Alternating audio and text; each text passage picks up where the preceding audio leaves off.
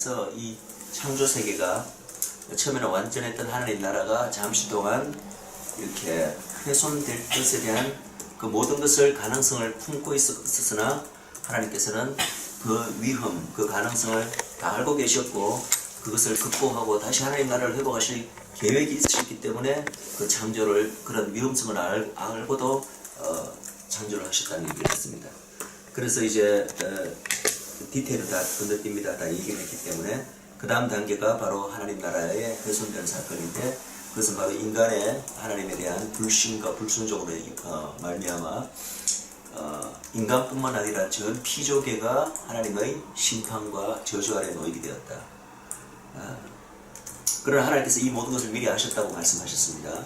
그리고 이제 곧바로 이제 하나님 나라의 회복의 계획을 이제 인간에게 이렇게 말씀하십니다. 그 계획은 그때 인간이 죄를 범하는 순간에 세워진 것이 아니라 사실은 창세 전부터 이미 그 모든 계획은 이미 세워졌고 그리고 그 모든 계획은 세워졌을 뿐만 아니라 이미 끝났다고 성경은 선포하고 있다고 이야기했습니다. 그래서 이 회복의 과정에 있어서 성경 전체가 바로 창세기 3장부터는 마지막 계시록 끝장까지 하나님 나라를 회복시켜 나가시는 그 과정인데 그 과정에서 하나님께서 주권적으로 선택한 그 방법이 뭐냐 하면은 크게 말해서 바로 언약이라는 방법이다. 그래서 언약이라는 것은 기본적으로 약속과 같은 것이나 인간이 맺는 어떤 약속 계약과는 다른 어떤 점에서 다르다는 것을 제가 말씀을 드렸고 그리고 이 언약은 하나만 주어지는 것이 아니라 계속해서 일련의 언약을 통하여서 그 언약을 성취해 나가는 그 과정에서 하나님 나라를 회복시켜 나가실 뿐만 아니라 바로 하나님이 어떠하신 분인가를 그분의 모든 것, 그분의 우리가 알고 있는 모든 하나님의 성품과 그 다음에 무한한 하나님의 그 능력을 이 언약을 성취해 나가는 과정에서 우리에게 나타내 보이신다. 실제로 왜 언약이라는 방법을 택하셨는가? 바로 그것이 그런 하나님을 가장 잘 나타낼 수 있는 방법이기 때문에 아마 그러지 않았나 우리가 이제 생각해 볼 수 있습니다. 그리고 이 모든 일련의 언약이 여러 번의 언약이 주어지지만 이 언약 간의 큰 특성 하나는 이 모든 언약은 서로 간에 일관되면서도 통일성이 있다.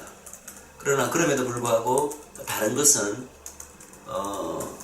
처음에는 이 언약이 굉장히 좀 결과적이고 추상적으로 주어졌다가 그것이 점점 이제 그 다음 언약으로 나아갈수록 더 이제 구체적인 형태로 주어진다. 그래서 마치 계시의 점진성 이런 표현을 사람들이 많이 이야기를 합니다. 하나님의 계시도 그렇듯이 언약 역시도 점점 점진성을 띠면서 더 구체적으로 가나 그러나 중요한 것은 언약과 언약 사이에 불연속성이 없다는 것입니다. 차이는 존재하되 불연속성은 없다. 이것이 이제 무엇을 의미하는가는 우리가 나중에 한번 더 보도록 하겠습니다. 그래서 이 언약을 통해서 일어나가시고 그리고 제일 중요한 또 하나의 언약에서 큰 줄기는 뭐냐면은 이 언약은 피로 맺어지는 것이고 모든 언약이 피의 언약이고 그리고 이 언약의 궁극적인 완성이 바로 우리가 알고 있는 복음이다. 예수 그리스도의 복음이다. 그리고 이 모든 언약의 주제는 단 하나다라는 거죠. 그 주제는 바로 메시아 언약입니다. 장차 이 땅에 오셔서 이 하나님 나라의 회복의 주역으로 주권적으로 다 회복하실 하나님 그 메시아적 존재에 대한 약속 그것이 계속 일련의 언약을 통해서 주어지고 그것이 더 구체화된다. 그래서 실제로 이 하나님 나라 회복의 그 모든 그 주역은 바로 그 하나님 나라의 영원한 왕으로 태초전부터 이미 정해지신 예수 그리스도가 바로 주역이 되고 친히 하나님 나라를 이루시고 특별히 예수 그리스도의 초림과 재림 두 번에 걸친 오심으로 인해서 하나님 나라가 회복된다는 거죠.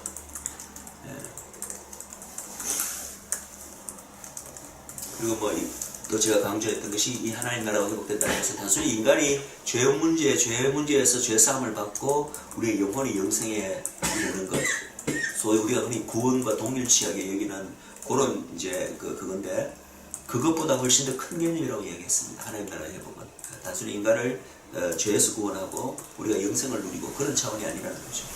이 인간의 죄로 인해서 하나님이 원래 꿈꾸셨고 원래 의도하시고 계획하셨던 그 모든 완벽한 하나님 나라, 인간뿐만 아니라 인간이 가진 주역이긴 하지만 그 중심에 놓여 있긴 하지만 모든 피조물을 원래의 상태 혹은 그 이상의 상태로 온전히 회복하시는 것이 바로 하나님 나라의 궁극적인 목적이고 이것을 참다운 의미의 구속이라고 한다.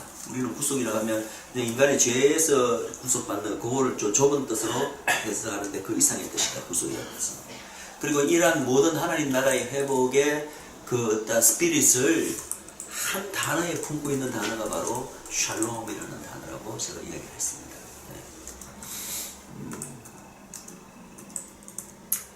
예. 그래서 이제 하나님 나라의 회복의 시작은 이 언약을 통해서 이제 시작을 하셨고, 저 좀 전에도 말했지만 이 모든 과정은 하나님 나라 회복의 과정은 이미 창세 전부터 이미 다 계획된 것이고 끝이라는 얘기를 했고, 그리고 이제 이 언약을 통해서 하나님 나라의 회복에 대한 계획도 밝히시고 또 그것에 대한 약속을 우리 인간에게 주시는데 예수님이 오실 때까지 소위 이제 언약의 가장 중심이신 그 예수 그리스도께서 초림으로 지금 2000년까지 오기 전에 우리는 이 언약 과정에서 특별히 이제 주목해야 될 한 어떤 스테이지가 있는데 그것이 바로 이스라엘 구약시대고 바로 이스라엘이라는 한 나라라는 거죠. 하나님이 이 언약을 통하여서 이 만유를 회복시키시는 이 과정에서 하나님께서도 아주 좀 독특한 방법을 하나 사용하시는데 그것은 그 회복의 대상인 전 인류를 회복시키기 전에 특별히 모든 그 인류 가운데 특별히 모든 민족들 가운데 한 민족을 먼저 택하신다는 거죠.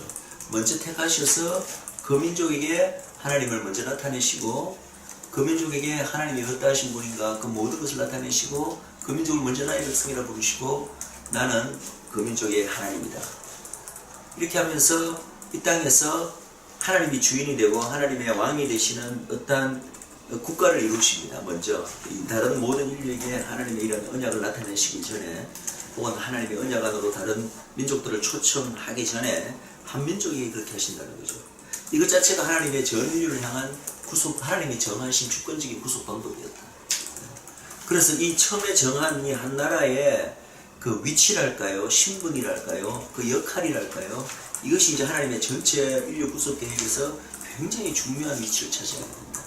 그 시대가 바로 특별히 구약 시대인데 가장 1차적인 기능은 바로 이제 약속된 메시아가 바로 그 민족의 라인에서 오는 거죠. 그렇지만 그 이외에도 이 민족이 그 약속된 메시아가 이 땅에 오기 전까지 수백 년 혹은 천년 이상 이 민족이 하나님의 백성으로서 굉장히 중요한 역할을 한다고 이야기했습니다. 쉽게 말해서 구약시대 때 이스라엘 나라의 역할이죠. 그것이 뭘까요? 뭐 여러 가지로 볼 수 있지만 제가 강조했던 것은 이 이스라엘 국가는 장차 이 땅 전체에 임한 하나님 나라의 어떤 축소판 모델이다. 그 이야기를 했습니다. 축소판 모델로 했으나 그러나 사실은 성공적인 모델로서의 것을 보는 것이 아니라 성공적인 어떤 하나님 나라의 모델로서 잠깐 빛을 발하는 시기는 있었지만 그러나 대다수는 그 민족에서 나타낸 것은 하나님의 장초실 하나님의 나라에 대한 꿈과 비전은 계속 나타냈대 실장 그 현실은 항상 그 꿈과 비전과는 거리가 있는 어떤 실패한 나라로서 실패한 민족으로서의 모습을 계속 보였다는 거죠. 그러나 이것이 하나님이 한 민족을 통해서 하나님 나라의 회복을 할 때 왜 이렇게 어떤 실패한 어떤 쉽게 말하자면 실패한 나라의 모델로서 이걸 시작하셨나? 거기에 하나님의 구속사의 깊은 뜻이 있습니다. 바로 그 실패가 결국은 실패로 끝나지 않으실 계획과 자신이 하나님에 있으신 거죠. 그러나 그 실패를 통하여서 사실은 이 민족 자체가 전 인류를 하나님 앞에서 대표하는 민족이고 그 나라 자체가 장차 이곳에 임할 완전한 하나님의 나라를 예표적으로 모델하는 나라였기 때문에 사실 이 민족과 이 나라의 실패는 결국은 인류 전체가 메시아가 오기 전이잖아요. 메시아 없이는 하나님 앞에 실패할 수밖에 없는 그 실패의 현실을 우리 바로 원 인류에게 데몬스트레이션 나타내실 것입니다. 그렇게 실패함으로써 오히려 이제 장차 언약으로 약속된 그 메시아적 존재가 더 간절히 기다려지고 그분이 있어야지만 이러한 참다운 하나님의 나라가 이 땅에 임하고 될 거라는 그 모든 것을 한눈에 이렇게 보여줄 수 있는 그 기간, 소위 참 복음이 오기 전에 우리는 구약 율법시대를 복음을 길을 예비하는 어떤 몽학 선생의 역할을 한다고 했는데, 그것을 율법과 복음의 관계로서도 볼 수 있지만 장차 임할 하나님 나라와 구약의 실패로 점철된 이스라엘 나라의 관계도 그런 관계로 보시면 돼요.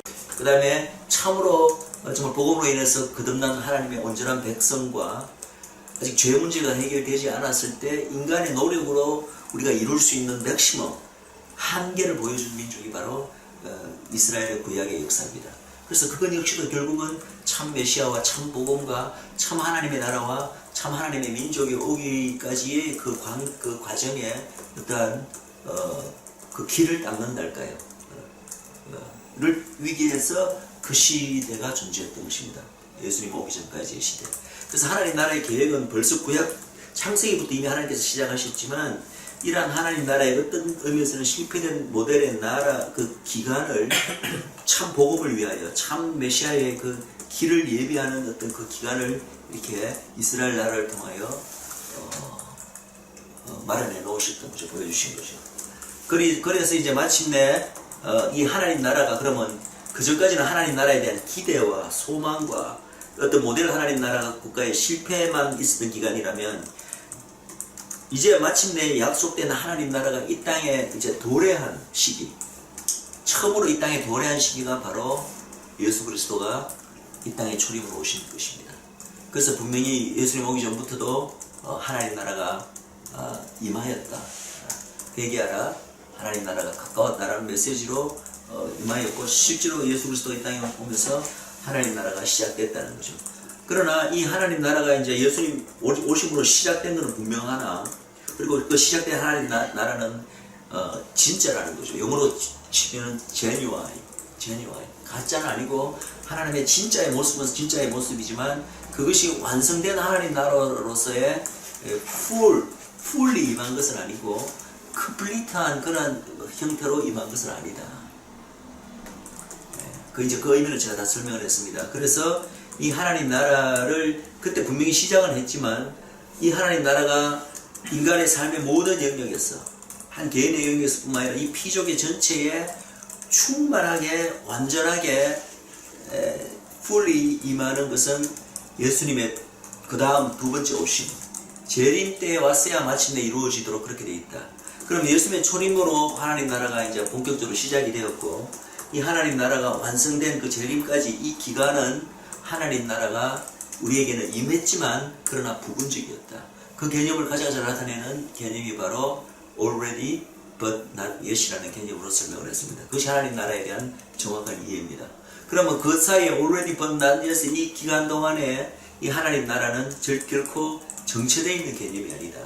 그래서 이 하나님 나라는 확장되고 자라나는 개념입니다. 이제 비유를 치면 바로 계절식 비유가 그렇다고 이야기를 했습니다.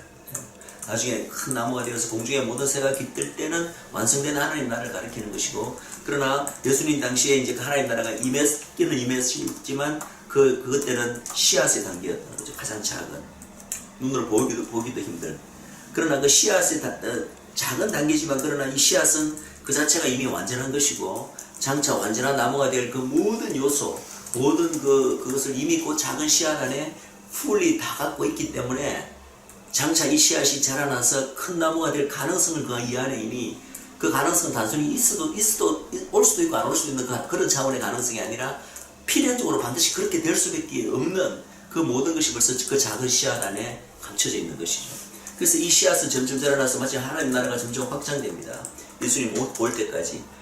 그리고 마침내 그것이 완벽하게 완성되는 것은 이제 예수님 오심으로써 완성되는 것인데 그때 이 하나님 나라가 확장되는 데 있어서 하나님께서 이 과정에서 가장 중요한 것은 물론 하나님께서 주권적으로 다 이루어 나가시지만 그때 가장 중요한 역할을 하는 것이 바로 하나님을 믿는 바로 하나님의 백성들의 역할입니다. 그래서 이 백성들에게 우리가 잘 알다시피 하나님의 우리가 알고 그 마태복음의 9절 너희는 먼저 그의 나라와 의를 구하라. 이것은 모든 하나님의 백성들에게 하나님 나라의 확장과 관련해서 기본적으로 주어진 하나님의 명령입니다. 저 하나님께서 우리가 단순히 영의 죄 사함을 얻고 천국 가고 영생을 누리고 이런 구원을 얻는 그 정도로 하나님께서 우리를 향한 뜻을 그 정도로 거치는 것이 아니라 바로 이 주님의 완성된 하나님 나라가 오기까지 이 하나님 나라는 계속 자라나야 되고 계속 확장되어 나가야 되는데 여기에 바로 우리 구원받은 하나님의 나라들을 주권적으로 그리고 능동적으로 사용하기를 원하시죠. 그 말은 이 구원받은 하나님 나라의 백성의 가장 기본적인 사명이 기본 이 땅에 존재하는 목적 중에 하나가 하나님의 목적이죠. 그것이 바로 우리를 통하여 하나님 나라를 확장시키기를 하나님께서 원하십니다. 그럼 어떻게 하나님 나라를 확장합니까? 가장 쉬운 방법은 뭐죠? 복음 전도죠. 복음 전도. 복음 전도를 하면은 적어도 그 복음 하나님 나라 백성이 된 그 사람의 삶과 그 사람의 영향력 아래에 있는 그 주위 반경은 하나님 나라로 바뀌게 됩니다. 물론 그 자체가 완전한 하나님 나라는 안 하고 여러 가지 부족한 면이 있습니다. 우리 하나님의 한 백성의 삶을 돌아봐도 나의 삶의 모든 영역이 하나님 나라로 바뀌는 게 아니라 그래 바뀌어가는 영역이 있고 아직 그렇지 못한 영역은 계속 우리가 이 땅에 살아가면서 내 자신의 삶 영역 안에서도 계속 하나님 나라가 사실은 확장되고 있는 거죠. 넓혀져 가는 거죠. 그러나 어쨌든 복음 전도가 가장 확실한 방법입니다. 그 사람 플러스 그 사람 주위에 있는 어떤 환경이 하나님 나라를 소위 맛볼 수 있도록 그렇게 이제 해서 하나님 나라가 확장되어 가는 것이거든요. 예. 그것이 이제 이 하나님 나라의 가장 큰 이해라고 이야기했습니다.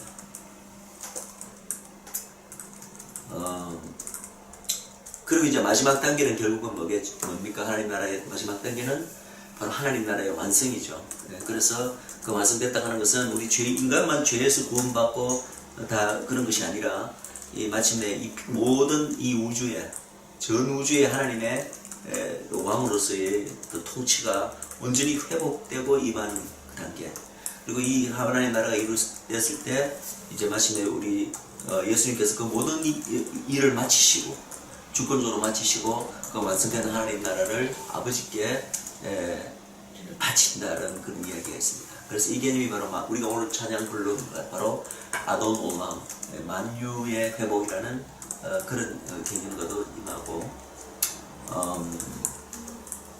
그것에 대해서는 쭉 지난 이야기했고 마지막 하나님 나라가 이 땅에 임하기 전에 직전의 마지막 이 땅에 일어날 큰 사건들에 대해서도 지난 시간에 마지막 시간에 이야기했던 기억이 납니다. 바로 예수님 재림 직전에 있어야 될 일들에 대한 얘기죠. 그런 얘기가 있었고 그리고 사실 이제 오늘 제가 먼저 지난 시간에 같이 나누기로 한 주제는 마지막에 이 땅에 완성된 형태로 임할 하나님 나라에 대해서 조금 더 우리가 구체적으로 공부해보자 그렇게 이야기하는 기억이 납니다. 그게 바로 이제 우리가 흔히 말하는 천년 왕국, 메시아닉 왕국인데 그 메시아닉 왕국에 대한 어떤 성경 말씀의 구절을 찾아서 그 왕국이 진짜 어떠한 모습인지 그런 부분들을 좀 살펴보기를 원했는데 그 자체는 사실은 따로 띄어서 따로 주제로 그냥 시간을 나중에로 미뤄도 될 것 같아요. 나중에 이 땅에 임할 완성된 하나님의 나라, 메시아닉 천년 왕국에 대한 강의는 따로 제가 시간이 되면은 한 시간을 물어놓고 오늘은 계속해서 전체 이 주제가 하나님 나라와 언약이기 때문에 이 언약에 대한 부분으로 돌아가서 이제 계속 나갈까 합니다. 하나님이 하나님 나라를 이루어 나가시는 그 주도적인 어떤 틀, 방법론이 바로 언약이라고 말씀을 드렸고 그 언약이 하나도 아니고 1년의 언약이 주어지면서 그 언약이 점점 확장되면서 이 하나님 나라를 이루어 나가시는데 그 부분을 좀 더 구체적으로 우리가 한번 보기를 원합니다. 언약의 성격은 이미 제가 말씀드렸습니다. 언약의 성격은 기본적으로 모든 언약이 메시아 언약이고 그 다음에 언약의 이 언약과 언약 사이의 관계는 그것이 결코 불연 속성이 존재할 수 없고 차이는 있으나 불연 속성은 아니고 그것이 점점 더 확장되고 계시가 점진적으로 확장되어가는 그런 성격을 제가 말씀을 드렸습니다. 자, 그러면은 제일 첫 언약을 한번 보기를 원하는데 첫 번째 인류에게 주어진 언약이 언제 처음 주어지는가? 아담에서 흔히 이제 사실 언약이라는 그 단어 브리트라는 히브리 단어인데 그 단어가 처음 등장하는 것은 노아의 언약 때 처음 등장합니다. 언약이라는 단어가 처음 쓰이는 것은. 그러나 그 이전에 이미 하나님께서 인류에게 어떤 언약은 결국 기본적으로 약속이잖아요. 그죠? 약속의 형태로 주어진 것은 노아 때가 처음이 아니라 그 이전에도 이미 주어졌다는 거죠. 그래서 언약이라고 부르지는 않지만은, 성경에서 그렇게 부르고 있지는 않지만은, 이미 그 언약의 요소를 갖추고 있는 것들이 그 전에 주어졌다.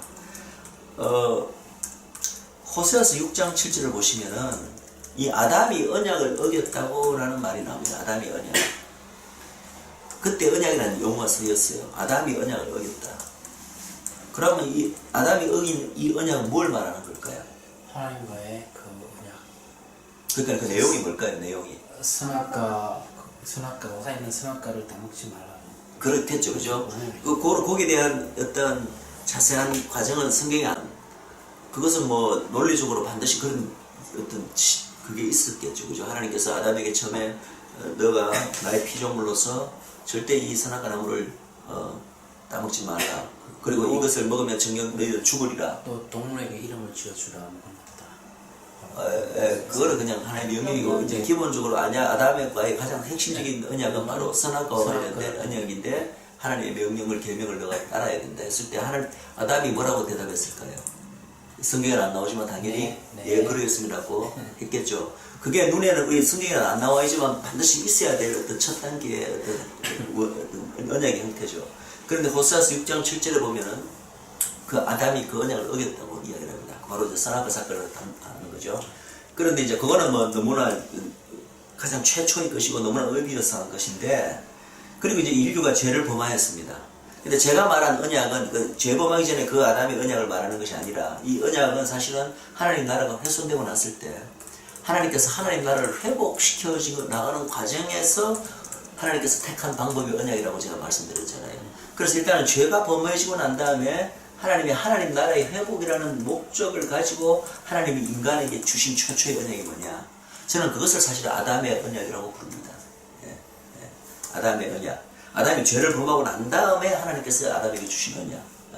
물론 아담의 언약이란 용어 자체가 성경에 나오지는 않습니다. 제가 말씀드렸지만 이때 하나님께서 아담에게 주신 그 내용이 사실 언약적 요소를 포함하고 있기 때문에 제가 그렇게 부르는 것이지, 언약이라는 그 정식 명칭이 쓰인 것은 노아의 언약 때 처음 등장한다고 제가 말씀했습니다. 자, 그럼 그것이 어디 나오냐 하면은 바로 창세기 3장 15절입니다.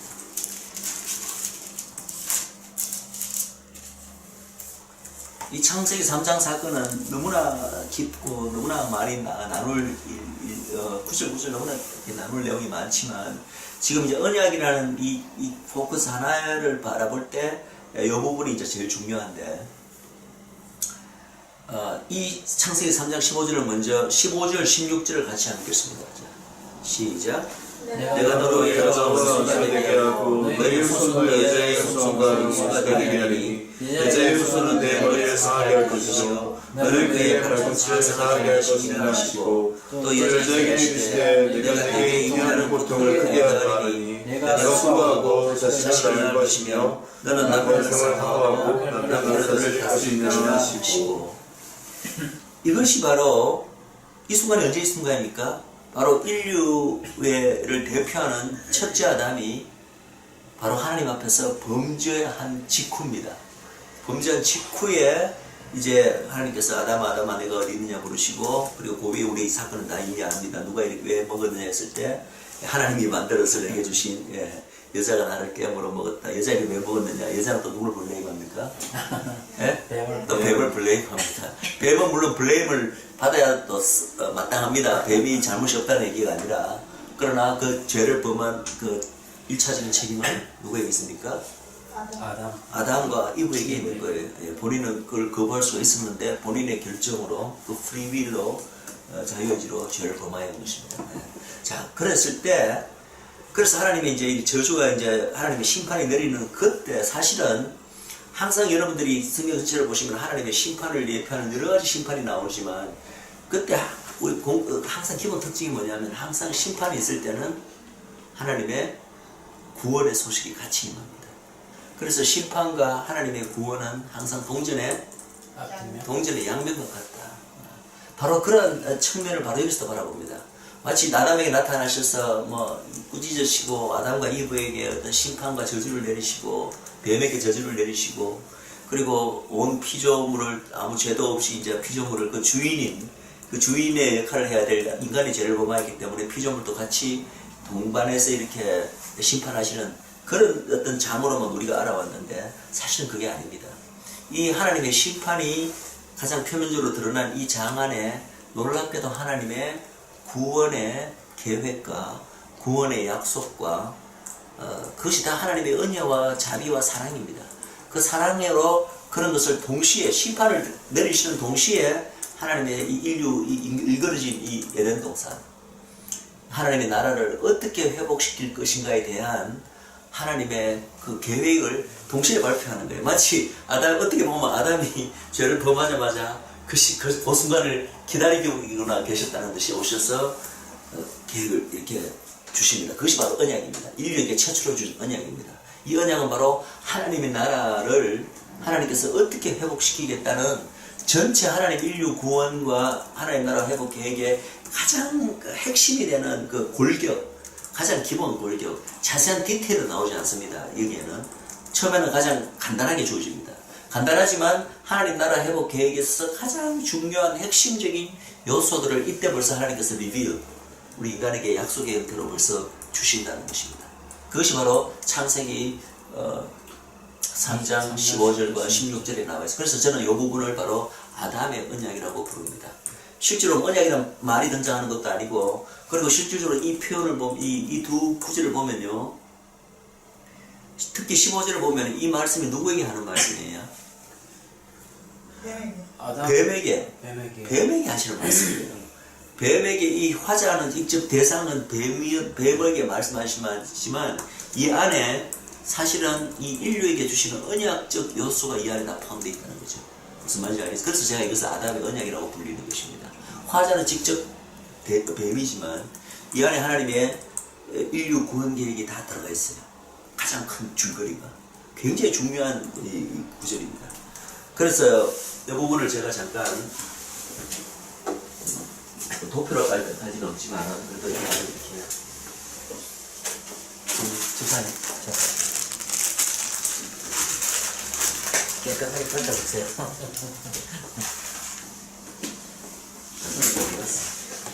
지금 숨어 있습니다. 자고 땡땡이 치고 있습니다.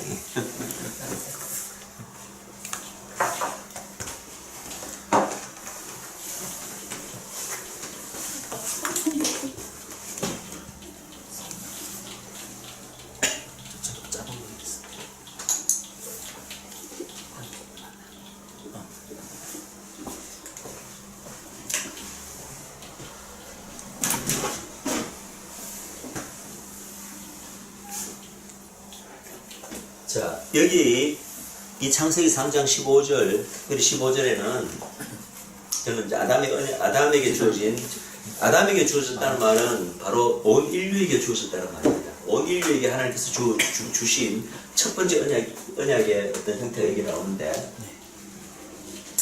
이걸 자세히 보시면 이 짧은 문장 안에 네 개의 다른 어떠한 굉장히 인류 이 구속사에서 하나님의 나라 이 회복에 있어서 굉장히 중요한 역할을 하는 어떤 네 존재가 나옵니다. 파티시펀트라고 할까요? 네 명의 플레이어라고 할까요? 그래서 가장 중요한 네 플레이어가 나옵니다.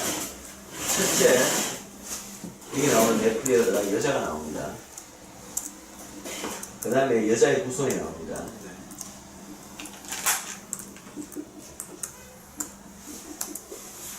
또 뱀이 나옵니다. 그죠? 그 다음에 뱀의 후손이 나옵니다. 이 네 존재가 바로 하나님의 나라 회복이라는 인류 구속사에 있어서 전 성경 전체 전 시대를 거쳐서 항상 등장하고 굉장히 중요한 역할을 하는 네 존재가 나옵니다. 자, 그래서 하나님의 이 구속사와 이 하나님 나라의 회복은 이 네 플레이어 사이에 여기서 이미 규정된 어떠한 역할, 어떠한 그 과정, 그 힘의 어떤 역학 관계를 통해서 이 15절에서 말한 그것이 이루어지는 형태로 하나님 나라가 회복된다는 얘기예요. 무슨 말인지 아시겠죠? 그렇다면 우리가 제일 중요한 것은 이 구절에 나오는 이 네 존재가 도대체 뭘 의미하는 것인가? 제일 쉬운 것부터 해보겠습니다. 제일 쉬운 것은 뱀입니다. 그죠? 뱀은 뭐죠? 사단. 사단.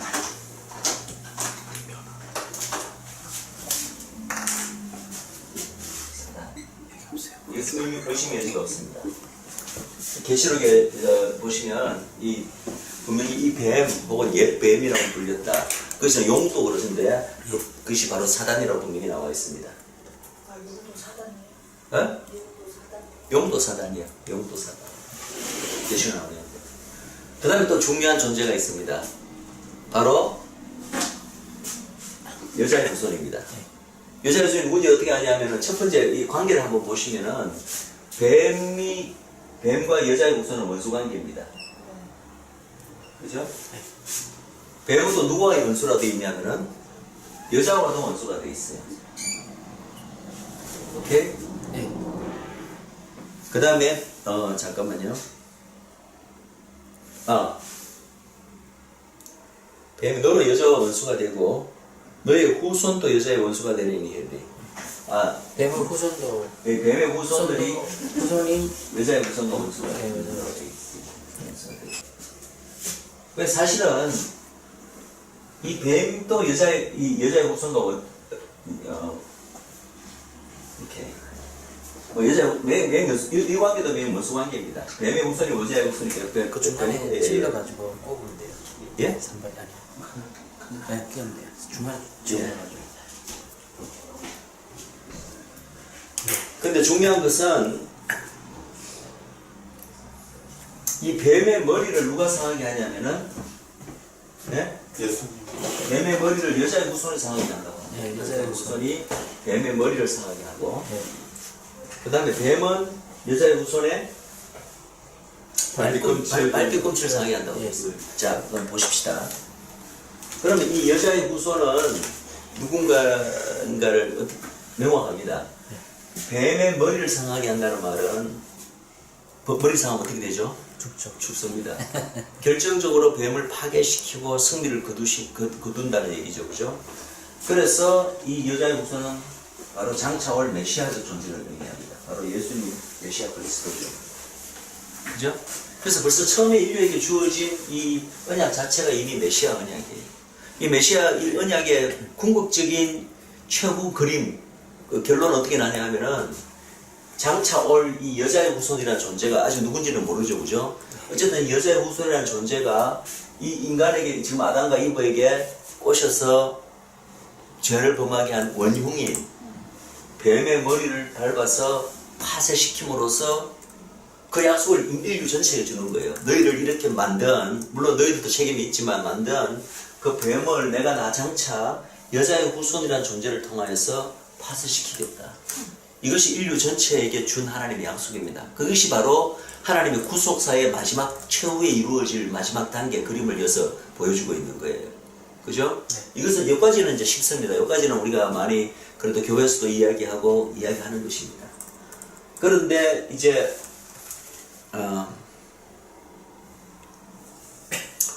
그리고 이제 이 뱀은 기껏해서 여자의 후손에 대해서 여자의 후손은 머리를 이제 파괴시키지만 뱀이 할 수 있는 것은 여자 후손의 발뒤꿈치 정도로 무는 것이다.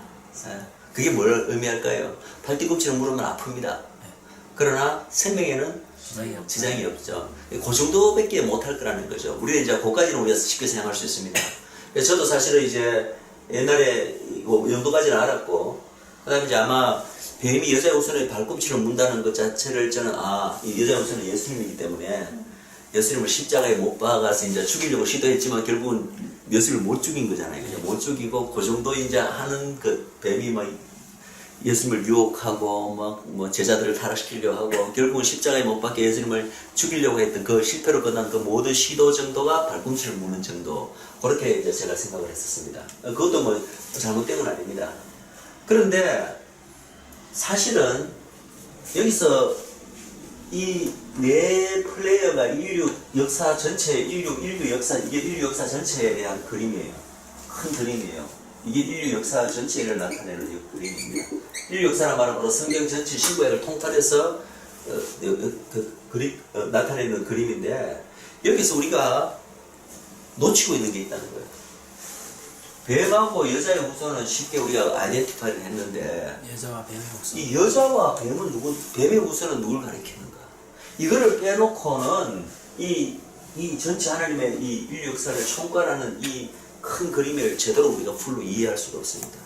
자, 여자는 누굴까요? 여자의 후손이 메시아잖아요. 네. 그죠? 네. 그럼 이 여자는 여자의 후손이 다윗. 있게끔 하는 다윗. 존재죠. 다윗입니다. 그래서 저는 처음에 이 여자를 어떻게 생각했냐면은, 동정여 마리아다.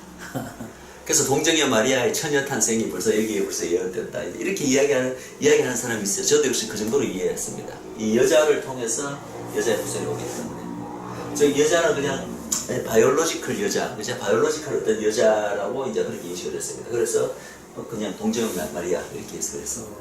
그러나 한 세상. 이 여자는 그런 존재가 아닙니다. 여기서는 바이올로지컬 여자를 나타내는 게 아니라 성경 전체에 여자라고 끊임없이 이렇게 여자라는 하나의 아이콘으로 칭해지는 어떠한 존재들이 있어요. 어떤 라인이 있습니다. 제가 결론을 미리 말씀드리면, 이 여자는 누구냐 하면은, 저는 이것을 저는 이렇게 부릅니다. 언약의 계보, 언약의 라인, 혹은 믿음의 계보, 믿음의 라인. 이들이 바로 성경 전체에서 말하는 여자입니다. 무슨 말인지 알겠죠? 네. 그래서 하나님께서는 결국은 뱀을 파괴시킬 이 메시아를 내시기 위해서 이 여자라는 어떤 존재를 사용하신다고, 인류 구속사 전체에. 그래서 이 여자를 통하여서 결국은 그 여자로부터 여자의 후손이 나오는 거죠. 그런데 여자의 후손이 나오기까지 이 여자를 사용하시는데, 이 여자가 누구냐 하면은 인류 중에서 하나님께서 특별히 이 인류 구속사 전체의 이 계획을, 언약을 이루시기 위해서 특별히 하나님께서 주권적으로 언약으로 선택하신 바로의 그 특별한 선택된 라인, 믿음의 계보, 언약의 계보를 성경에서는 여자라고 부릅니다. 이 여자가 이제 지금 미리 결론을 말씀드리면, 이 여자가 사실은 결국은 어디까지 이어지냐면은 이스라엘입니다. 이스라엘 전체를 구약에서 여자로 부르고 있는 게 여러분들이 아실 것입니다. 네. 이 이스라엘이고, 이것이 결국은 나중에 여기다 플러스 누가 여자에 들어오냐 하면은 신약시대의 교회가 바로 여자가 됩니다. 예수님의 신부죠, 그죠? 마지막에 인류 구속사가 끝날 때 계시록에 가시면은, 계시록 12장에 보시면은 또 여자 이야기가 거기 또 나옵니다. 계시록 12장. 이 여자가 사실은 창세기 이때 나오는 여자와 같은 여자예요. 이 여자가 이 아이를 낳으려고 하는데, 그 용이 나와서 그 아이를 삼키려고 막 하는데, 이제 하나님의 초자연적인 보호로 이 여자가 아이를 낳는 데 성공할 뿐만 아니라, 결국은 여자 자체도 뱀이 완전히 죽이려고 하는데 죽지 않고 하나님께서 초자연적으로 보호를 하시는 얘기가 계시록 12장에 나오고, 그러니까 할 수 없이 이 여자의 또 어떤 남은 자들, 후손을 이 뱀이 이제 대적하려고 이렇게 하는 장면이 나옵니다. 그게 바로 계시록 마지막 때 이 많은 그 참 하나님의 백성들에 대한 큰 어떤 그건데, 어쨌든 이 계시록은 마지막은 바로 창세기 이 3장과 짝을 이루는, 마치 수미상관법이라고 할까요? 짝을 이루는 그런데, 인류 전체가 처음에 시작할 때고 끝날 때가 다 여자에서 시작해서 여자로 끝나는 거예요. 이것이 서로 대비해서 보면은 그것이 다 한눈에 보입니다. 자, 그렇다면 결국 이제 하나님의 선택된 어떤 라인, 이 라인을 통하여서, 이 계보죠, 그죠? 이 라인을 통하여서 이 인류 역사를 이루어 나가시는 굉장히 중요한 플레이어가 이제 여자고, 그것이 이스라엘이고 교회인데, 이 이스라엘이 나오기 전부터도 이 계보는 벌써 이때 시작합니다. 그럼 이때 계보가 이제 여자나 붙은 계보가 처음에는 개인으로 시작하죠. 그래서 아담으로부터 어떤 계보가 어떻게 됩니까? 그 다음에 아담으로부터 아벨이고, 아브라함, 그 다음에 셋이고, 네. 쭉 나아가서 에녹이 중간에 있고, 네. 노아가 있고, 그 다음에 아브라함이 있고, 네. 그 다음에 이삭, 야곱, 그 다음에 야곱에서 12지파에서 이스라엘로 이어지죠. 예. 이 라인들 전체가 바로 여자입니다. 무슨 말인지 알겠죠? 네. 하나님께서는 구속사를 이루어 나가시는데 이 약속된 여자의 후손을 이루시기 위해서 이 여자의 계보를 주권적으로 사용하시는 거예요. 주권적으로. 그래서 이 계보는 언약의 계보라고도 불리고 믿음의 계보인데, 왜냐하면은 하나님의 이 계속해서 처음부터 주어지신 이 언약, 이 중에 이제 대표, 이 아담 때부터 이게 아담 언약이잖아요. 네. 언약의 큰 하나의 획을 긋는 또 하나의 언약이 언제 주어지냐 하면은 이 아브라함의 언약이 주어지고, 이스라엘 들어가서는 여기가 바로 모세의 언약이 있고, 중간에 이제 이스라엘 나라 도중에 이제 다윗의 다윗의 언약이 있고, 그 다음에 이제 새 언약이 주어지죠. 네. 그래서 이 언약의 계보는 하나님이 인류에게 주어진 이 인류 구속사에서 이 하나님의 계보 언약에 대해서 믿음으로 모든 그냥 육적인 자손만 이 자동적으로 언약의 계보에 들어가는 게 아니라 하나님의 이 구속 계획과 하나님의 이 명령과 계명과 이것에 대해서 믿음으로 반응하는 특별한 선택된 날을 언약의 계보라고 합니다. 무슨 말인지 알겠죠? 네. 그래서 이 언약의 계보를 하나님께서는 결국 구속사를, 왜냐하면 언약의 계보가 지켜져야 여자가 보존돼야 누가 나옵니까? 여자의 후손. 여자의 후손이 나오는 거예요. 그래서 이 전체 구약의 전체 스토리는 하나님께서 이 여자라는 이 라인을 보존해 나가는 스토리예요. 계속해서 보존해 나갑니다. 그래서 여기서부터 보시면 알겠지만은 이때부터 구약 때 모든 스토리가 이렇게, 왜 이걸 저는 표현을 좀 그렇지만 가지치기. 계속해서 브랜치아웃 되는 거예요. 보면은 아벨이 가인이 아니고 아벨. 네. 그 많은 자수 중에서 셋의 계보를 이어지고, 에녹과를 잊어서 아브라함에서 이스마엘은 또 가지치기 돼 나가고, 이삭에서 또 누굽니까? 야곱 말고 형 에스는 또 가지치기 나오고, 이 가지치기 언약의 라인을 하나님께서, 그래서 이쪽으로 이제 이 언약의 라인을 언약의 라인 보이지만 이 사실은 장자권하고도 관계가 있어요. 장자권, 장자의 계보, 장자권. 이게 다 연결된 개념입니다. 그래서 하나님께서는 이 하나님의 언약의 주권적인 어떤 여자의 후손을, 여자의 후손이 궁극적으로 이 뱀을 파괴시키고 이것을 완성시키는데, 이것을 이까지 오기까지, 이 여자의 후손이 오기까지, 이 여자의 후손이 태어날 이 믿음의 계보, 언약의 계보를 주권적으로 계속해서 이렇게 분리해 나갑니다. 저는 가지치기라는 표현을 했는데, 분리해 나가면서 보존해 나가고, 그건 하나님적이고, 이쪽 인간의 입장에서 보면 이 언약의 계보는 본인의 어떤 믿음의 반응입니다. 하나님이 주신 계명과 그 언약에 대해서 믿음으로 반응하는 라인을 이 언약의 계보입니다. 그래서 이 언약의 계보가, 여자가 이 아브라함의 언약으로 들어오면은 이 아브라함 이후로는 이 여자가 뭐라고 불리냐 하면은 아브라함의 후손으로 불립니다. 아브라함의 후손이 바로 여자예요. 아브라함 이후로는. 뭔지 알겠죠? 그 다음에 이것이 이스라엘 여자라고 그랬죠? 사실은 더 엄밀하게 말하면 이스라엘 안에 들어가서는 이 여자가 누구냐 하면은 이스라엘의, 우리가 늘 하는 뭡니까? 남은 자. 이스라엘의 남은 자가 바로 여자입니다. 아브라함의 참된 후손, 예수님께서 유대인들이 자기들이 다 아브라함의 후손이라 하니까 뭐라고 말씀하셨어요? 너희가 다 아브라함의 후손이 아니라 아브라함의 행사를 하는 자들아야 아브라함의 후손이다. 참된 어떤 육적으로만 혈통만 이었다고 아브라함의 후손이 되는 것이 아니라 여기서도 가지치기가 들어가는 거죠. 그죠? 진짜 믿음으로 하나님의 그 모든 것에 반응하는 자들이야말로 아브라함의 후손이다. 그래서 이 창세기 3장의 여자는, 물론 계시록까지 전체가 다 여자라는 개념이 계속 등장하지만, 특별히 아브라함의 언약으로 들어왔으면 이 여자가 바로 아브라함의 후손이 바로 아브라함이고, 이스라엘이라는 나라로 들어와서는 이스라엘의 남은 자가 바로 이 여자가 됩니다. 자, 그렇다면 보십시오. 이 42구도로 들어왔을 때 이 하나님의 인류 구속사 전체의 큰 계획인데, 가장 핵심이 되는 계획인데, 이 계획을 아담에게 말씀하였지만 이 계획을 누가 또 들어요? 직접적인 화자 뱀이 들었잖아요. 이 뱀은 벌써 이때 자기의 운명을 아는 거야. 하나님이 정하신 운명. 자기가 결국 여자의 후손 때문에 머리가 파괴돼서 죽을 걸 아는 거야. 그럼 뱀이 그냥 아이고 하나님이 하셨으니까 어쩔 수 없다. 손 놓고 가만 그래서 가기 받겠어요. 그게 아니죠. 뱀은 어떻게든지 자기의 궁극적인 그 운명을 알기 때문에 이것을 이루어지지 않게 하기 위해서 최선을 다할 거 아니에요. 근데 보십시오. 뱀은 감히 여자의 후손을 건드리지 못합니다. 어떻게 할 수도 없어요. 발꿈치 정도를 무는 거지. 이건 하나님이시잖아. 여자의 후손은 메시아는 하나님이시잖아. 뱀은 피조물이고. 여자의 후손은 자기가 물론 뭐 예수님 태어났을 당시에도 예수님을 어떻게 뭐 좀 유혹하고 이 정도까지밖에 하지만 직접적으로 여자의 후손을 자기가 뭐 파멸시킨다든가 어떻게 할 수가 없는 걸 압니다. 그런데 그렇다면 뱀의 이거 자기의 그 운명을 피하기 위해서 뱀이 할 수 있는 최대한 뭐는 뭘까요? 여자를 건드리는 거예요. 여자를. 그래서 뱀은 그래서 이 뱀과 여자가 원수관계가 되는 거예요.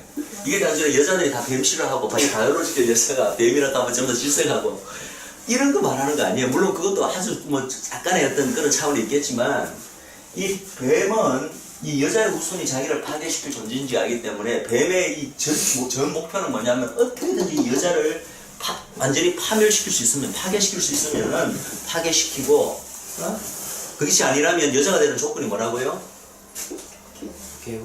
그러니까 여자를 파괴시키는 방법은 여자를 믿음에서 멀어지게 타락시키기만 하면 여자가 없는 거예요. 그죠?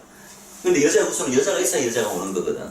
그래서 이 구약과 신약 전체의 스토리는 뭐냐 하면은 이 뱀이 어떻게든지 이 여자를 없애기 위하여 끊임없이 여자를 공격합니다. 사실은 이 구약 스토리 전체가 여기까지 이스라엘 오기 전에도 이 믿음의 계보에 대한 앞에 이 스토리, 창세기 스토리 전체가 사실은 이런 시각에서 보면요. 뱀이 어떻게든지 이 여자 라인을 없애려고 하고 혹은 그 라인을 타락시켜서 여자가 되지 못하게 하고 그것에 대해서 하나님께서 주권적으로 개입하셔서 어떻게든지 이 여자라는 이 계보를 계속해서 초자연적으로 지켜나가시고 보호하는 그 역사가 바로 구약 전체의 역사입니다. 뿐만 아니라 이제 이것이 결국 뱀이 실패했잖아요. 언약의 라인을 계속해서 보호해서 나가셔서 결국 뭐가 등장했습니까? 이스라엘이 등장하죠. 그럼 뱀의 제일 첫 대적은 누굴까요? 이스라엘입니다. 이스라엘. 그래서 왜 그렇게 사단이 이스라엘을 미워하고 지금까지도 사단이 왜 그러니까 이 반유대주의 우리가 흔히 반유대주의 뿌리가 뭐냐? 반유대의 뿌리는 바로 이거예요. 이스라엘이 여자고 뱀 사단은 어떻게든지 여자를 없애야 되기 때문에 여자의 후손이 오지 못하게 그게 바로 반유대주의 뿌리입니다. 이 반유대의 뿌리는 바로 창세기 3장까지 그슬러 올라가는 거예요. 이해가 되시죠? 그래서 어떻게든지 이제 이스라엘 이 민족으로부터 직접 이제 메시아 예수님이 장차 오실 것이기 때문에 사단이 그것을 알고 이 이스라엘 나라 자체를 없애려는 시도를 그 이전부터 물론 이 개인으로 이렇게 라인이 이어질 때부터도 이 개인에 대한 끊임없는 고백이 있습니다. 아브라함이 예를 들어서 뭐 그런 거죠. 가인을 시켜서 아벨을 죽인 것 자체가 사단의 뒤에 사주가 있은 거예요. 그죠? 이 여자를 파괴시키려고 하는 거예요. 쭉 오다가 노아 때 하늘 왜 노아의 홍수가 왜 일어났습니까? 온 인류가 다 타락을 해버리고 다 이 라인이 다 커럽션 되는 거예요. 그 뒤에 뱀이 있었습니다. 타락한 처사를 이용하여서 어떻게든지 이 여자 자체를 없애고 여자 후손이 오지 않게 하는 것이 뱀의 1차적인 목표였기 때문에 이 자체 내버려뒀다는 이 노아 이 거룩한 이 라인 의로운 이 라인마저도 지금 커럽션 되기 직전이었던 거예요. 그 하나님께서 비상 조치를 취하지 않으실 수가 없는 거예요. 그래서 하나님이 비상으로 일으키신 것이 바로 노아의 홍수였다. 이 라인을 보존하기 위해서. 아브라함 때도 보면은 이삭을 이제 이삭으로 이제 이어지는 거잖아요. 그 믿음의 라인이 다른 라인도 아니고 그럴 때 왜 아브라함 이삭 낳기도 전에 사라를 통해 사라가 저기 애굽에 갔을 때 애굽왕하고 또 노왕이었나 두 분 그런 사건이 있었죠. 그래서 어떻게든지 이 사라를 더럽히려고 하잖아. 한 여인의 정조를 더럽히고 이런 차원이 문제가 아니라는 거예요. 그 사라를 통해서 하나님께서 이 여자가 오히려 하는 이 믿음의 나를 주기로 약속을 하셨는데 그것을 더럽혀버리면은 이 라인의 계보가 끊어지는 거라고. 그래서 이러한 시각으로 이 구약 전체가 이게 이해가 됩니다. 에서 야곱도 그렇고 뭐 일일이 다 따지면 이루 말할 수가 없고 그래서 결국 이스라엘에 왔는데 우리가 이스라엘 때도 모세 때 왜 모든 아이를 죽이려고 했던 시도라든지, 그리고 출애굽할 당시에 바로를 시켜서 네. 이스라엘 민족 자체를 아예 멸절시킬 버리고 했던 것. 네. 예. 이 모든 것들이 바로 뱀이 결과적으로 이 믿음의 나인 여자를 디스트로이 하려는 그것이었고, 거기에 하나님께서 계속해서 이 언약을, 결국 이 언약을 이루시기 위해서 초자연적으로 하나님께서 인터벤션 개입하셔서 이 여자라는 계보를 보존해 나가시는 것이 바로 성경 전체 스토리다. 근데 사실은요, 이 초림으로 오신 예수님이 오셨다고 해서 뱀이 그럼 실패로 끝난 게 아니에요. 목표가 조금 바뀌긴 바뀌었습니다. 지금 보세요. 지금도 유대인들의 제일 대적이 누구입니까? 이슬람. 아니, 사단의 사실 지금도 제일 대적은 물론 교회도 이스라엘. 대적이지만 이스라엘. 사단의 여전히 제일 대적은 유대인들이에요. 이스라엘이에요. 이미 예수님이 초림으로 오셨는데 왜 여전히 이스라엘을 대적할까요? 사단이. 재림을 맡겨. 그렇지. 예수님이 재림을 예수님이 다시 맡겼어요. 오시면. 예수님이 다시 오신 재림이 바로 사단이 결정적으로 파멸되고 레이크 오브 파이어에 던져지는 순간입니다. 초림 못 막은 거는 이미 큰 실패로 끝났습니다. 그죠? 그때 결정적으로 자기가 패배하고 정죄당했죠. 그러나 여전히 사단은 공중의 권세 잡은 자로서 어쨌든 이 세상에 신 노릇을 하고 임금 노릇을 하고 있잖아요. 그럼 사단의 지금 당면 목표는 어떻게든지 레이크 오브 파이어에 던져지지 않는 것인데, 그것은 주님께서 다시 오실 때 그 일이 나거든요. 사람이 아는 거예요. 이 이스라엘이라는 이 여자의 역할이 그냥 바이올로지컬하게 예수님께서 초림으로 오시는 것을 생산하는 그 역할로 끝나는 게 아니라, 그 역할이 여전히 남아서 주님의 재림 다시 오심에도 아주 중요한 역할을 한다는 걸 아는 거예요. 쉽게 말해서 이스라엘이 회복되어야 되고, 이스라엘이 그 땅에서 그들의 메시아 신앙을 바로카바 베시아 마도나이라고 초청을 해야 우리 주님께서 오시잖아. 네. 그러니까 그걸 막을 수 있으면 예수님을 재림하시고 싶어도 못 오시는 거예요. 그럼 자기들이 자기의 어떤 결정적인 파멸을 막는 거죠. 그래서 어떻게든지 이스라엘 유대인들을 예수님 이후에 이미 전 세계로 이미 하나님의 징벌을 흩어지고 난 다음에도 유대인을 그렇게 멸절시키려고 전 세계적인 반유대주의를 통하여서 유대인들을 멸절시키려고 하고, 결국 그걸 다 하나님께서 막으셨잖아요. 초자연적으로 유대인들을 계속 그 맥을 잊게 하시다가 결국 이제 현대 이스라엘이 탄생하고 이 하나님의 모든 구속사가 완성되려고 하니까 사단이 할 수 있는 최후의 발악은 뭐겠어요? 그러니까 막 멈출 수는 없잖아요. 마지막 시도를 합니다. 그 마지막 시도가 뭐죠? 이 이스라엘 나라 자체를 마지막에 완전히 다시 한번 없애버리려는 최후의 시도는 아마겟돈 전쟁. 아마겟돈 전쟁. 열방을 통하여서 유대인들을 죽이려고도 해보고 홀로코스트 통해서 해보고 다 실패로 끝났잖아요. 그래도 포기하지 않고 마지막까지 끝까지 이 여자 이스라엘을 완전히 파괴하려는 최후의 어떤 시도가 바로 아마겟돈 전쟁입니다. 그러나 그것을 하나님께서 초자연적으로 지키고 보호하시겠다는 얘기가 바로 계시록 12장에 다시 여자의 이야기로 나오면서 이게 나오고 있는 거예요. 그래서 이 여자라는 이 존재를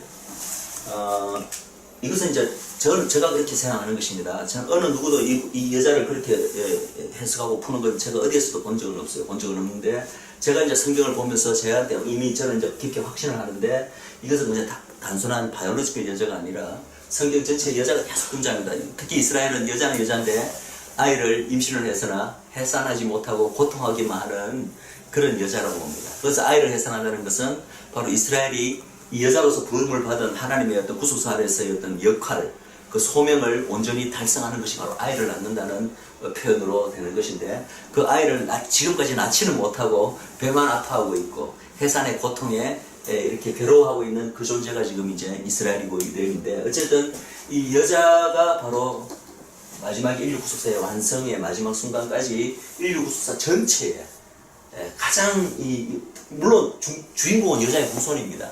여자의 후손만이 뱀을 결정적으로 파괴할 수 있기 때문에. 그러나 이 여자의 후손에 못지않게 인류 구속사에서 굉장히 중요한 역할을 감당하는 한 플레이어, 네 플레이어 중에 한 플레이어가 여자라는 거죠.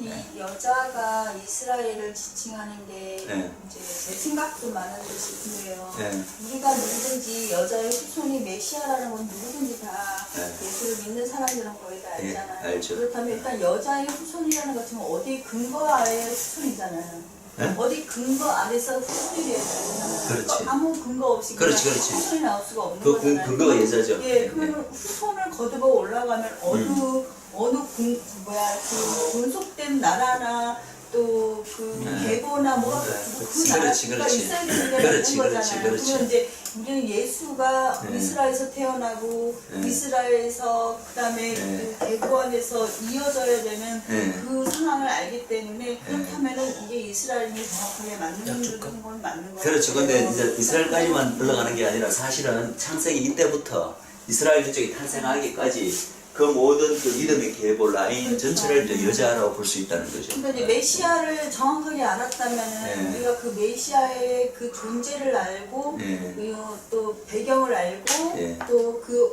상황과 입장과 모든 것을 다 연결해 보면 메시아를 정확하게 알았다면 그 다음에 연결고리가 주어질 수 있다는 얘기는 거죠. 그렇죠. 그게 그렇죠. 뭐예요? 그렇죠. 추측이 안 될 수 없는 거죠. 예, 예, 그렇죠. 예. 자, 그렇다면 이 여자가 이제 그만큼 중요한 역할을 하는데, 그러면 이제 뱀은 보세요. 뱀의 이제 1차적인 목표는 여자의 후손이 아니라 어떻게든지 여자를 파괴시키는 것입니다. 그런데 그 역할을 이제 물론 뱀이 최고 주도를 하지만은 이 여자를 끊임없이 공격하는 존재가 누구냐면은 역사 중에 등장하는 이 존재입니다. 이 존재. 뱀의 후손. 뱀의 후손. 이 뱀의 후손이 누구냐 하면은 바로 적그리스도. 마지막에 이제 궁극적인 뱀의 후손은 바로 마지막 때 등장할 적그리스도지만 이 적그리스도의 가 마치 예수님 역시도 예수님을 예표하는 어떤 그런 부분적으로 예표하는 존재들이 이 성경 역사적 안에 다 존재했듯이 이 뱀의 후손 적그리스도 자체도 한 명만 존재하는 게 아니라 이 한 명은 결정적인 한 명은 마지막에 존재합니다. 전 세계 정부를 이룰 그 적그리스도. 그러나 이때 이후로 여자가 계속 있었듯이 뱀의 후손도 인류 역사상 끊임없이 이렇게 사단의 사주를 받는 어떠한 라인들이 이 여자를 계속해서 없애고 타락시키거나 없애기 위해서 공격하는 것들이 있습니다. 그것을 적그리스도 적존재라고 합니다. 성경에 표현하면 적그리스도의 영을 받은 자들. 그래서 이 적그리스도의 영을 받은 자들은 지금도 제1차 대전 목표가 어디냐면은 유대인들과 이스라엘을 계속해서, 그래서 예를 들어서 뭐 당장 그 바로 바로 왕, 출애굽 당시에 바로 왕도 적그리스도적 영을 가진 어떤 뱀의 후손이라고 볼 수 있고, 또 예수님 태어날 때도 아이를 다 죽이라고 했던 헤롯 왕, 그죠? 헤롯 왕도 이런 뱀의 후손, 적그리스도적 것을 가지고 있고, 또 실제로 그 이스라엘 나라를 멸하려고 했던 그 아수르 왕이라든지 제국에 등장했던 그런 어떤 그 존재들이 사실은 이 뱀의 사주를 받아서 에스더. 그렇지. 에스더 때 하만 역시도 이 뱀의 후손에 들어가는 것이고, 이 뱀의 후손이 지금도 있을까요, 없을까요? 있죠. 마지막 결정적인 적그리스도 오기 전에 어떻게든지 이스라엘을 열방 뒤에 숨어서 이스라엘을 없애려고 하고 유대인들을 없애려고 하는 그 모든 시도를 하는 그 존재들이 사실은 이 뱀의 후손들이라는 거죠. 그들의 목표는 여자입니다. 여자의 후손은 하나님이시잖아요. 자기가 특식할 수 없고 어떻게든지 여자를 없애야 여자의 후손이 오지 못하기만. 그래서 이러한 사실은 너무나 간단한 한 구절의 말씀이잖아요. 창세기 3장 15절에 요 간단한 구조 안에 이 네 플레이어가 다 등장할 뿐만 아니라 이 네 플레이어 사이에 이런 역학관계가 요 한 문장 안에 다 정의가 되어 있는데, 이 역학관계가 인류 역사 전체, 신구약 전체에 끊임없이 서로 간에 그 관계를 규정하는 다이나믹이 되는 거예요. 이 다이나믹으로 인류 역사 전체가 이끌어집니다. 크게 봐서. 그래서 가장 기본적인 스켈레톤, 골격을 이루는 구조가 바로 이 창세기 3장 15절에 이게 다 나와 있다. 그런데 재미있게도 저는 이제 처음에 창세기 3장 15절까지만 그렇게 봤어요. 봤는데, 그 전에 하나만 더 할게요. 제가 아까 말했죠. 뱀이 여자 요소에서 할 수 있는 것은 뭐만 할 수 있다고요? 발 뒤꿈치를 문다. 그런데 재미있게도요. 발 뒤꿈치가 히브리 말로 뭔지 아십니까? 이름이 발뒤꿈치인 이름을 가진 한 존재가 있어요. 그랬어. 누구죠? 야곱. 야곱이 바로 누굽니까? 이스라엘이잖아요. 네. 그러니까 뱀이 여자의 후손에 발뒤꿈치를 문다는 게 바로 야곱을 문다는 거예요. 뱀이 야곱은 이스라엘이잖아요. 네. 그러니까 여기에도 벌써 장차 이때는 아직 이스라엘이 태어나기 까마득하기 전인데 이게 예언적으로 이 안에 벌써 그 그림이 담겨 있다고요. 여자의 대명사로 결국은 이스라엘이잖아요. 직접 예수님을 보게 하니까 이 뱀이 여자의 후손에 발뒤꿈치를 문다는 이 표현에서 벌써 장차 등장할 이스라엘의 대적이 될 거라는 것, 이 사단이. 그래서 어떻게든지 이 이스라엘을 없애려고 한다는 것이 요한의 예언적으로 벌써 담겨가 있는 거예요. 하나님의 말씀이 너무너무 깊고 놀라워요. 그런 걸 보면. 근데 그러니까 사단이 뱀의 여자를 반해할 수밖에 없는 이유 중에 또 한 이유를 줘도 되라면은 왜냐하면 그 뱀은 자기의 미래를 알고 있잖아요. 그렇지. 결국 자기가 그래도 포기하진 않죠. 네, 안다고 해서 그냥 종말이 어떤 현상으로 이어진 네. 그것이 결과 중에 메시아가 후에 와야 되고 재림할 당시에 재림하게 될 때는 감난선으로 다시 오신다는 그 이스라엘 그 땅으로 다시 오셔야 되는 그 역사가 이루어져야 된다면 당연히 자기네들이 피할 길을 피해야 되기 때문에 일을 해야 되지 않을까. 그렇죠. 자기가 할 수 있는 건 어떻게든지 이미 결정된 그 운명이죠. 근데 그 장소가 네. 이스라엘이고 예. 그곳이 예수고 그렇지. 그곳이 재림하는 그곳이 그렇지. 이스라엘 땅이기 때문에 예. 그를 공격 안 할 수 없는 거죠. 그렇죠. 그래서 아예 그 땅 자체를 없애버리려고, 그 민족 자체를 없애버리려고 이제 최후의 발악을 하는 거죠. 그 발악을 하는 게 마지막에 환란, 전 세계 이루는 환란기, 고가마옥의 전쟁, 그리고 왜 모든 전쟁이 왜 이스라엘 중심으로 일어날까? 왜 이스라엘은 뭐가 그렇게 그렇게 길을 쓰고 없애려고 할까? 바로 이 문제 때문에, 이 문제, 이것이 바로 인류 역사 전체를 규정짓는 구도 기본 틀이기 때문에 그렇습니다.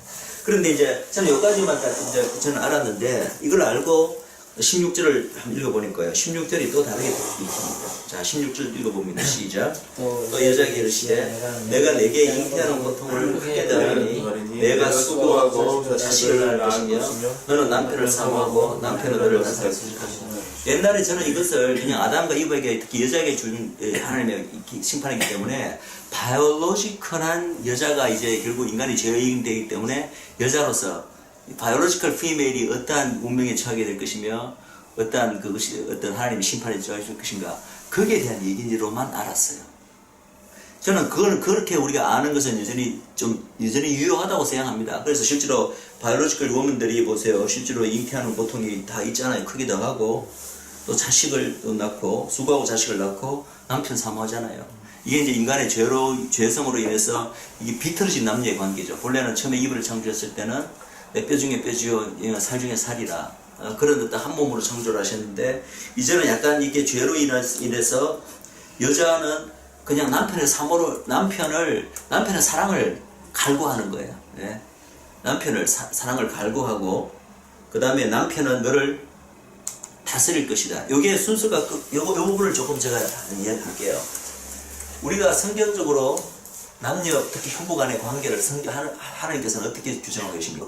이제 보시고 그 다음에 남자는 여자에 대해서 어떻게 대할 것이고 여자는 남자를 어떻게 대할 것인가 하나님이 우리에게 이미 지침을 주셨어요. 신약성경에 보시면은 이제 남편과 아내의 관계인데 남편은 아내를 어떻게 하라고 말해요? 내 몸과 같이 내 몸 그리스도가 교회를 사랑한 것이 사랑하라고 이야기했고 예. 그것이 남편에게 주어진 유일한 명령이에요. 아내에게 뭐를 요구하라, 기대하라 이런 말 넣습니다. 그냥 남편으로서의 본분만 다 하라고 말하시거든요. 그게 남편의 부분이에요. 그래서 아내는 사랑해야 되는 존재예요. 그럼 아내한테는 뭐라고 했나? 남편에게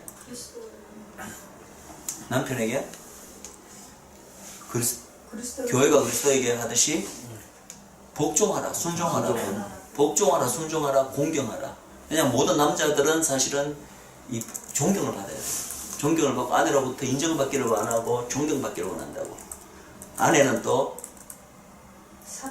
사랑받기를 원하죠. 남편은 계속 끊임없이 사랑을 이제 갈구를 하자. 그런데 어쨌든 그러나 하나님께서 그리스도 안에서 회복된 가정에 남자와 여자의 본분에서 각자에게 주신 역할은 남자는 아내를 무조건 사랑하라고 돼 있고 아내는 남편에게 복종하라고 돼 있다고. 그죠? 예. 그러면은 이제 예를 들어서 어떤 깨어진 관계가 있다 칩시다. 그 깨어진 관계에 나타나는 현상이 어떻게 나타나는 줄 아세요? 남편은 자기는 주님께서 주신 명령이 아내를 사랑하라고만 했는데 뭐를 먼저 떠올리냐면 자기가 사랑하기 이전에 이 여자가 나를 존경해야 되는데 나를 어떤 집안의 가정으로 인정하고 해야 되는데 라고 하면서 뭐라고 하냐면은 이 여자에게 성경이 그렇게 말하잖아. 아내는 남편을 존경해야 된다고. 날 존경해 라고 디맨드하는 거예요. 그게 하나님의 뜻임에도 불구하고 아내가 여자를 존경해야 되는 것은 남자를 존경해야 되고 순종해야 되는 것은 하나님의 뜻인데 그거는 여자가 해야 될 바지 남자가 여자한테 그렇게 해달라고 디맨드 해야 되는 건 아니라는 거예요. 무슨 말인지 그 차이를 아시겠어요? 이 남자에게 성경이 회복된 가정에 남자에게 요구되는 것은 이 아내가 너를 존경하든 말든 그것은 사실은 하나님과 아내 사이에 그 여자 사이에 다뤄지는 문제고 남편은 무조건 어떻게 하라고만 한다면은 사랑하라고만 한다고. 그러나 그렇게 하지 않고 자기가 사랑하지 전에 너는 남편으로서 나를 인정하고 나를 존경해야 된다고 디맨드하는 게 이미 그것은 왜곡된 관계예요.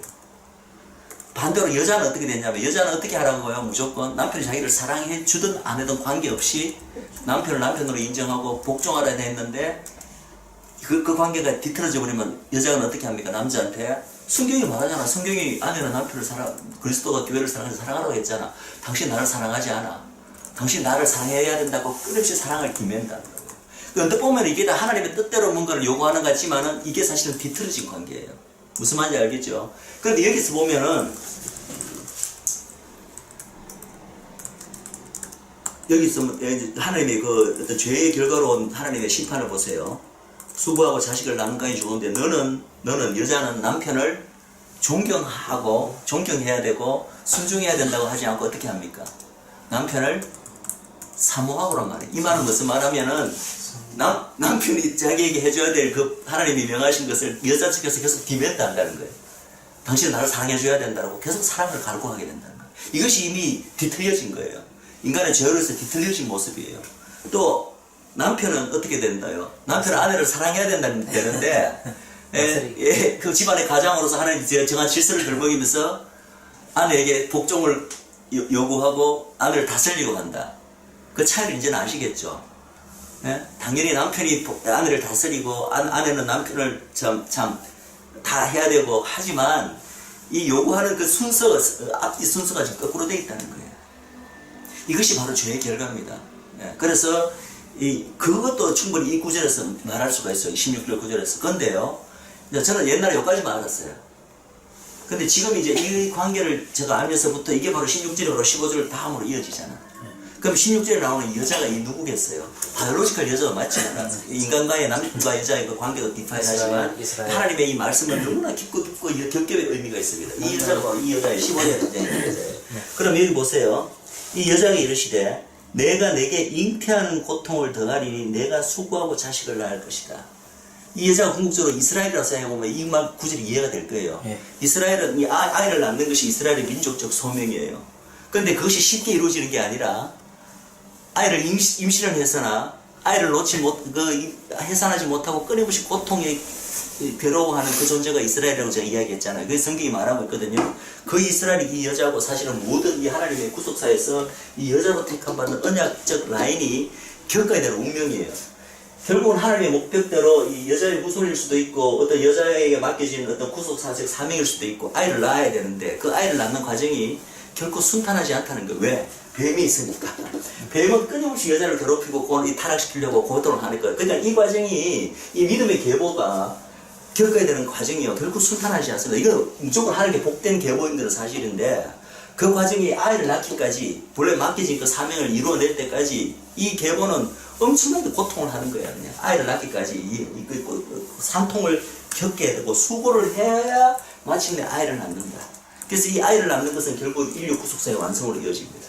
그래서 이 여자의 전체 구속사 안에서의 역할이 굉장히 중요한 역할인데 그 역할을 끝내기까지 엄청난 이 핍박과 환난과 고통을 겪게 될 것을 이 예언적으로 표현한 게 16절 말씀이라는 거죠. 그런데 결국은 수고를 하긴 하지만 어떻게 돼 있어요? 자식을 낳을 거라고 이야기했잖아요. 16절에. 결국은 자식을 낳겠다. 이게 바로 인류의 역사에, 후속사에 미리 결론이 이미 정해졌어요. 자식을 낳는다는 거죠. 자식을 낳으나 그 관계, 그래서 이제 이스라엘의 예레미야서 31장에 보면 재밌는 부분이 나옵니다. 잠깐 그 부분 한번 볼까요? 예레미야서 31장을 보시면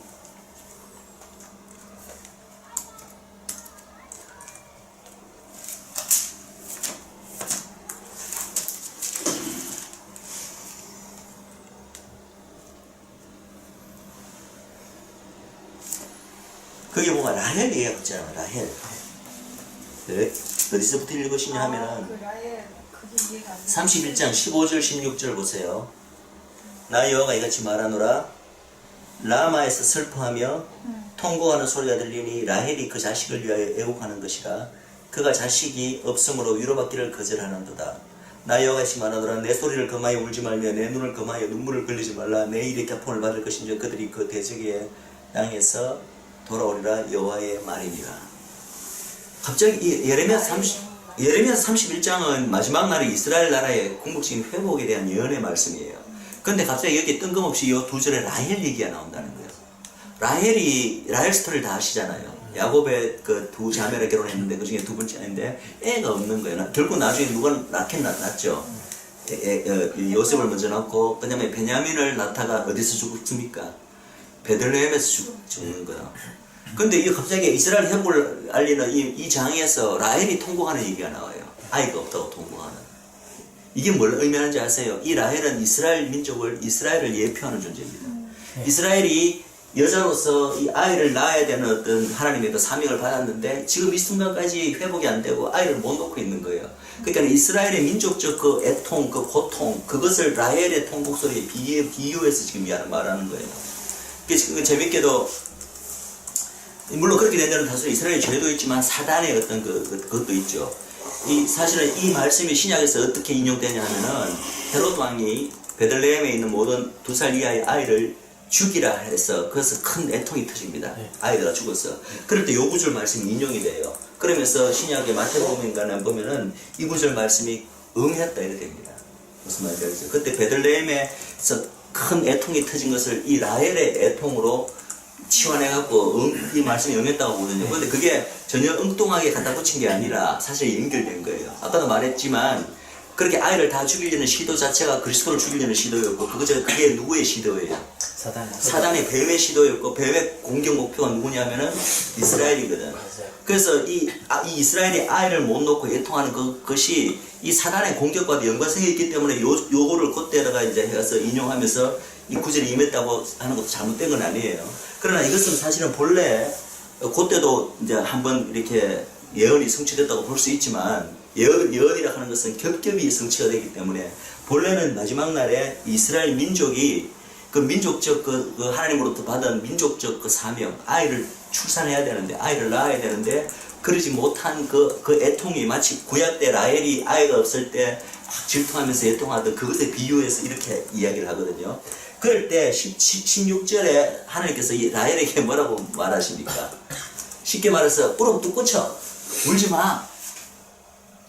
그러면서 뭐라고 말씀하시냐면 너 아이 낳는다. 그럼 네가 지금 아무리 아이를 못 낳을 것처럼 애통해하고 고통스러워하지만은 결국 너는 아이를 낳게 된다. 그게 하나님이 향하시는 일이기 때문에 그렇죠. 그래서 라헬을 위로 좀 꾸짖으면서 내 눈을 금하여 눈물을 흘리지 말라. 지금 도저히 아이 못 낳을 것 같은 그런 상황이지만 너 결국 아이 낳아. 걱정하지 마. 내가 그렇게 만들 것이야. 라고 하는 게 바로 16절이에요. 궁극적으로 이스라엘 민족을 회복시켜서 이스라엘 낳아야 될, 이룩해야 될 하나님 앞에서의 그 모든 여자로서의 그 역할, 궁극적으로 아이를 낳는 거잖아요. 그것을 하나님께서 결국은 이루게 만드시겠다는 약속의 말씀이죠. 근데 다시 창세기 16장으로 넘어가서 이건 약간 이야기가 겉으로 나갔지만 여기도 보면 여자에 대해서 내가 잉태하는 고통을 크게 더하고 내가 수고를 하겠지만 그러나 자식을 낳을 것이다. 마치 예레미야 31장에 라헬에게 하시는 말씀 같지 않으세요? 낳고 그 다음에 또 그 다음 구절에 보세요. 너는 이 여자를 가리키는 거예요. 바이올로지컬 여자가 아니라 이때는 너는 남편을 사모할 것이다. 이때가 남편 누구겠어요? 이 여자의 남편. 예? 메시아. 메시아 예수 그리스도죠. 그죠? 이 언약의 계보, 언약의 라인, 이 믿음의 계보는 언약 전체가 메시아 언약이기 때문에 이 계보가 역사기간 내내 사모하는 존재가 있습니다. 그 존재가 누구죠? 바로 메시아입니다. 그래서 이 여자는 이 메시아에 대한 남편을 이 인류 역사상 전체에 계속해서 사모하는 그런 존재들이 될 것이며, 그리고 궁극적으로 보세요. 남편은 너를 다스릴 것이다. 궁극적으로 남편이 오셔서 그 남편의 왕국을 이루시고 천년 왕국을 이루시고 결국은 이 모든 인류 구속사의 이 믿음의 계보, 언약의 계보가 그렇게 사모했던 그 남편이 궁극적으로 오셔서 너희들을 통치하게 될 것이라는 거죠. 그러니까 이것이 성경 말씀이 단선이 아니라는 거 여러분들이 아셔야 돼요. 겹겹한 깊은 의미가 있습니다. 그래서 이 15절 16절이 이러한 어떤 예언적인 예표적인 그림을 이 짧은 2절 안에 사실은 이 성경 전체 스토리 가장 핵심적인 스토리가 이 안에 벌써 다 요약되어 있는 거예요.